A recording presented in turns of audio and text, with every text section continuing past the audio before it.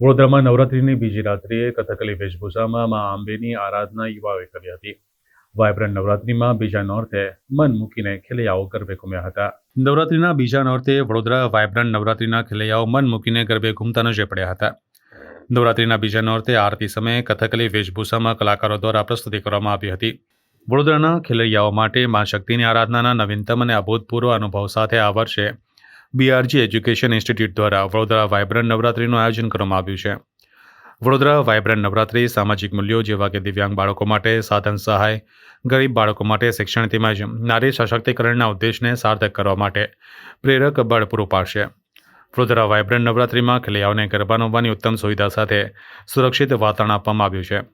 વડોદરા શહેરમાં સૌપ્રથમ વખત ખ્યાતનામ અને ખાસ યુવાનોમાં જાણીતી ગાયિકા કરવી બુચ સાથે ગરબાનો રંગ જામ્યો હતો।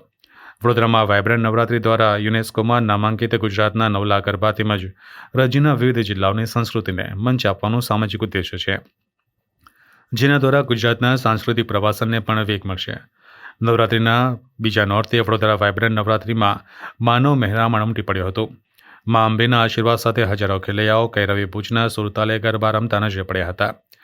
70થી વધુ સીસીટીવી કેમેરાની સુરક્ષા વચ્ચે દરેક વયના ખેલૈયાઓએ મન મૂકીને બીજા નોરતે મા અંબાની આરાધના કરી હતી। વડોદરા વાયબ્રન્ટ નવરાત્રિમાં ફૂડ ફેસ્ટિવલનું પણ આયોજન કરવામાં આવ્યું છે। પારંપરિક ગ્રાઉન્ડ શણગાર સાથે બીજા નોરતે વડોદરા વાયબ્રન્ટ નવરાત્રિમાં અનોખો ભક્તિમય માહોલ સર્જાયો હતો અને આ વડોદરા વાયબ્રન્ટ નવરાત્રિનું આયોજન કર્યું। અદ્ભુત માહોલ છે, બધું જોઈને ખૂબ આનંદ થાય છે। વડોદરામાં આવી એટલે આમ પણ તબિયત સારી થઈ જાય। આ ગરબા જોઈને વિશેષ આનંદ થઈ રહ્યો છે। આપ સૌને ખૂબ ખૂબ શુભકામનાઓ। આજે બીજું નવરાત્ર બ્રહ્મચારિણી એટલે કે સરસ્વતી દેવીનું દ્વિતીયમ બ્રહ્મચારિણી, આ દ્વિતીયાની સૌને શુભકામનાઓ। જય માતાજી। જેટલા 9 ડેઝ ગરબા થશે એ વખતે તમને આ જ રીતનું અરેન્જમેન્ટ મળશે। પ્લસ અમારી આરતી આ વખતે અમે લોકો જે રીતે બધા ગરબા ગ્રાઉન્ડમાં થાય છે એ જ રીતે અમે આરતી કરી રહ્યા છીએ, પણ સાથે સાથે અમે લોકો ક્લાસિકલ ડાન્સને પણ બહુ મહત્ત્વ આપ્યું છે અને રોજ અલગ અલગ ક્લાસિકલ ડાન્સ અમે અહીંયા પ્રેઝન્ટ કરવાના છે, જેથી ખેલૈયાઓને આરતી સાથે થોડું આપણું ક્લાસિકલ જે આપણું સંસ્કૃતિ છે એ ખબર પડે અને એક આ નવું અમે નજરાણું લાવ્યા છે।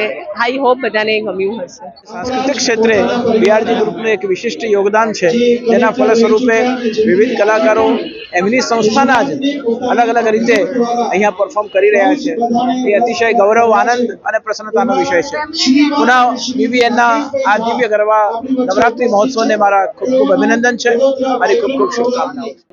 નવરાત્રિની ઉજવણી ખૂબ સુંદર રીતે વડોદરા જે સંસ્કાર નગરી, ઉત્સવ નગરી વડોદરામાં સરસ રીતે થઈ રહ્યું છે અને સુરક્ષાના દૃષ્ટિએ આપણે તમામ વ્યવસ્થાઓ ગોઠવી છે।